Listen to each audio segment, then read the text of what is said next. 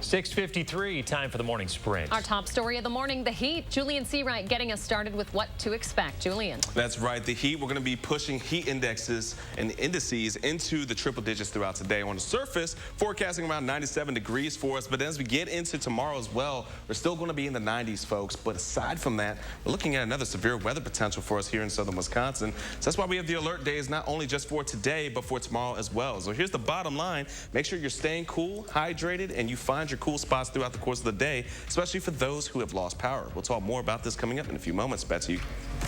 A hazmat situation reported outside Poinet overnight, now cleared up. The fire department there reported the situation along the interstate in the town of Decorah around 10 o'clock last night, but didn't specify what exactly caused it.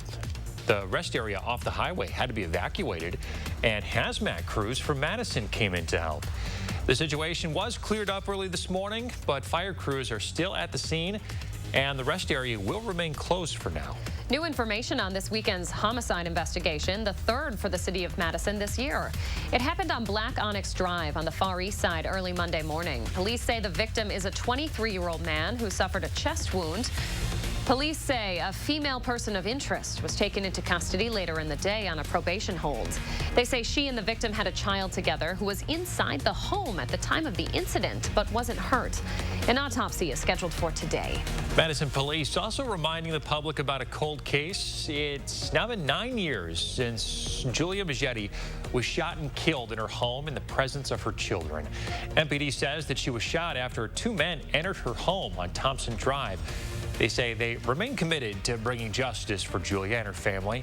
They're now encouraging anyone with information on this unsolved murder to come forward. U.S. stocks plunging into a bear market, meaning it's lost 20% of its value since its latest high. The Dow plummeting some 876 points yesterday. Analysts say this is a sign the risk for recession is up. Tomorrow, the Federal Reserve is widely expected to announce it's raising rates again when the U.S. Central Bank wraps up its two-day meeting. More incredible footage from yesterday's storm. An overturned semi on the interstate. Those strong winds blew it over near where I-39, 90, 94, and State Highway 30 all converge on the east side. Everybody's okay. The crash did close the ramp connecting I-94 westbound to I-39, 90 northbound for about an hour and a half.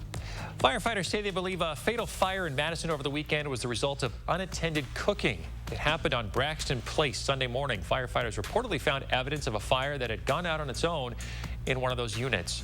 While searching, one resident was found dead. The U.S. women's under-18 team leaving the tournament in Madison with a silver medal from the World Championship. They took on Canada for the second time in the tournament at a sold-out Levon Arena last night to try to go for gold.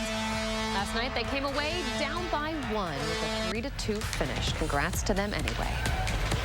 And back to the weather. Make sure that you're staying weather aware for the next 36 hours as we're going to be dealing not just with the heat, but also the potential of severe weather once again for us here in southern Wisconsin. And on top of that, make sure your severe weather plan is ready to go. Make sure you plan ahead and have multiple ways to receive alerts as we are going to be anticipating for to see storms going into our Wednesday evening. Here's our 3 things we'll need to know. Thank you all for joining us this morning. We'll have more news coming up.